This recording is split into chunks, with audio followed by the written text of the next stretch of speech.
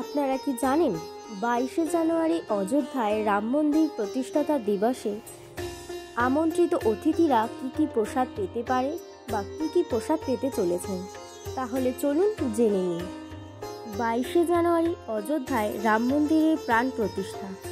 সেই অনুষ্ঠানে প্রায় 10,000 অতিথিকে আমন্ত্রণ জানিয়েছে শ্রীরাম জন্মভূমি তীর্থক্ষেত্র ট্রাস্ট। সেই আমন্ত্রিত অতিথিদের জন্য থাকছে আলাদা ব্যবস্থা। তাদের প্রত্যেকের হাতে একটি করে প্যাকেট তুলে দেওয়া হবে বলে জানা গিয়েছে। এক সর্বভারতীয় সংবাদ মাধ্যমে প্রকাশিত প্রতিবেদন অনুযায়ী সেই প্যাকেটে থাকতে চলেছে একটি ছোট কাচের বোতলে রাখা মন্দির প্রাঙ্গণের মাটি, ভগবান রামের একটি মূর্তি সহ একটি মুদ্রা, এছাড়া থাকবে রাম নামের গেরুয়া কাপড়, ভগবান রামের একটি ছবি, মন্দিরের একটি ছবি এবং একটি পুস্তিকাও।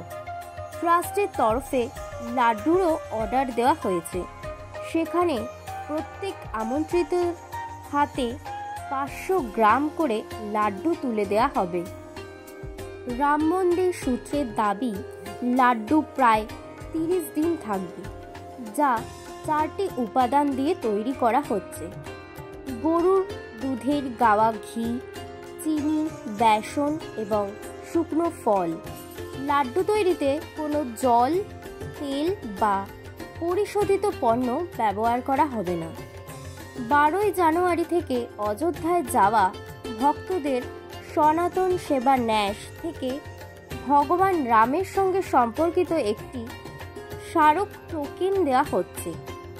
সনাতন সেবা ন্যাসের প্রতিষ্ঠাতা শিবম মিশ্র জানিয়েছেন, ভগবান রামের সঙ্গে সম্পর্কিত ওই টোকেনটি অতিথিদের দর্শনের পর প্রসাদ ও ভগবানের রামের একটি টোকেন সহ উপহার হিসেবে দেয়া হবে।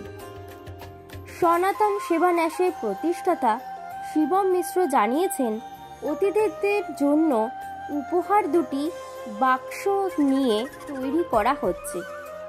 একটি বাক্সে প্রসাদ, গরুর দুধ থেকে তৈরি ঘি দিয়ে তৈরি বেসনের লাড্ডু এবং পবিত্র তুলসী পাতা থাকবে।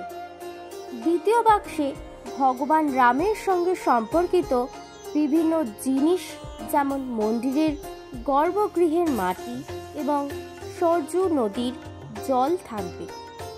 এদিকে স্থানীয় প্রশাসনের তরফে জানানো হয়েছে, 22শে জানুয়ারি সোমবার শুধুমাত্র বিড়লা ধর্মশালা এবং রামপথ পর্যন্ত মানুষের চলাচলের অনুমতি দেয়া হবে। শুধুমাত্র অনুমোদিত মোটর গাড়িগুলিকে 22শে জানুয়ারি রাম পথে চলতে দেয়া হবে। ফুটপাত ও ওয়াকওয়েতে পথচারীদের চলাচলের অনুমতি দেয়া হবে। তবে জন্মভূমির পথে আমন্ত্রিত অতিথি ও মনোনীত স্টাফ সদস্য এবং নিরাপত্তা কর্মী ছাড়া কাউকে অনুমতি দেয়া হবে না। মাটিতে ঘুমোচ্ছেন, খাবার শুধুমাত্র নারকেলের জল। রাম মন্দিরের প্রাণ প্রতিষ্ঠাতার আগে কঠোর সংযমে প্রধানমন্ত্রী মোদী।